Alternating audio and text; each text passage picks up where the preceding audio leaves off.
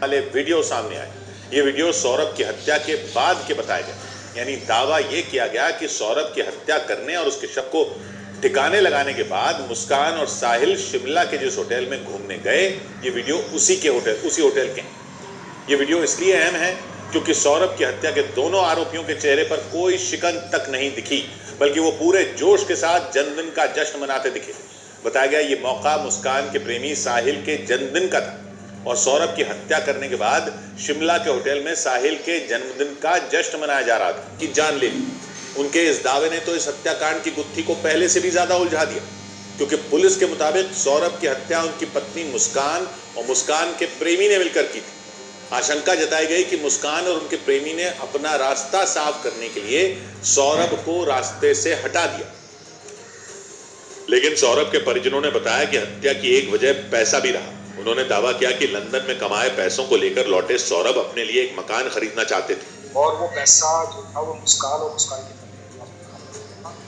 लेकिन हमें ये पता चला है। दावा किया गया कि सौरभ के शव के टुकड़े जिस ड्रम में भरे गए थे उसे हटवाने के लिए मजदूरों को बुलवाया गया था।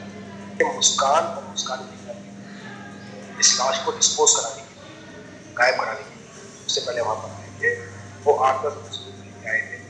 सौरभ के चचेरे भाई के मुताबिक मजदूरों को ड्रम से बदबू आई तो उन्हें मुस्कान और उनके परिवार पर शक हो गया।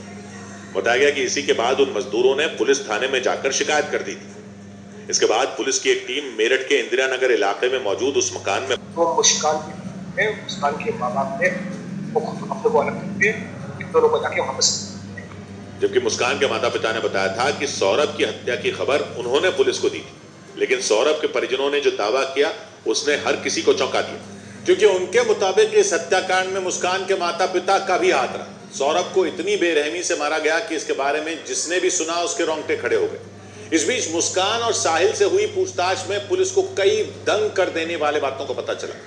मेरठ पुलिस के मुताबिक सौरभ की हत्या के बाद मुस्कान और साहिल ने शव की दोनों हथेलियों और सिर को काट कर अलग कर दिया था।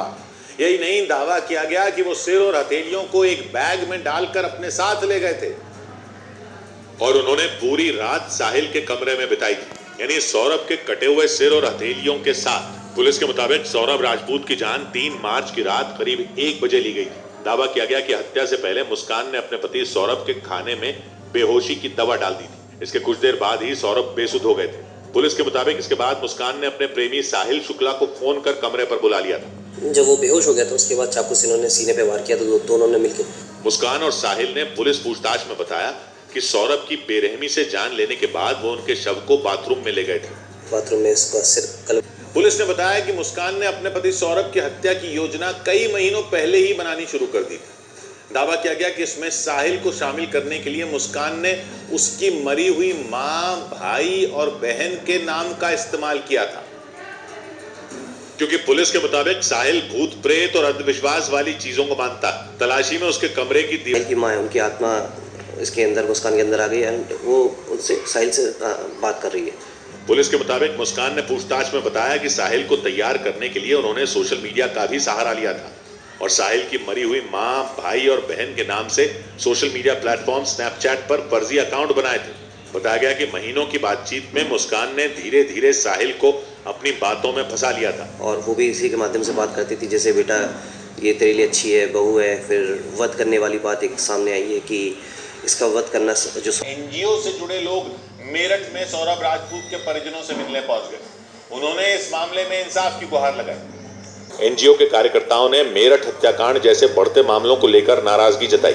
अभी हम देखें अतुल सुभाष के साथ, फिर पुनीत खुराना के साथ और फिर आप इनके साथ जो हुआ, अगर इसमें आप कॉमन चीज देखें, मेंटल टॉर्चर, हैरेसमेंट और सबसे ज्यादा पेरेंटल एलिगेशन। एनजीओ के सदस्यों में महिलाएं भी शामिल रहीं। उन्होंने तो सरकार से आदमियों के लिए पुरुष आयोग बनाने की मांग कर दी। 51% जो लोग हैं इस देश में वो पुरुष हैं। जीडीपी के लिए काम कर रहे हैं 80% पुरुष, लेकिन उनकी सुनवाई कहीं नहीं है। उस एनजीओ के वो लोग दिल्ली से प्रदर्शन करने के लिए सौरभ के घर पहुंचे। हक भी खो दिया, इसे फांसी होनी चाहिए। सौरभ ने कभी सपने में भी नहीं सोचा होगी उसके कत्ल की पटकथा लिख डालेगी। सौरभ के माता पिता ही अपनी बेटी को लेकर थाने पहुंचे।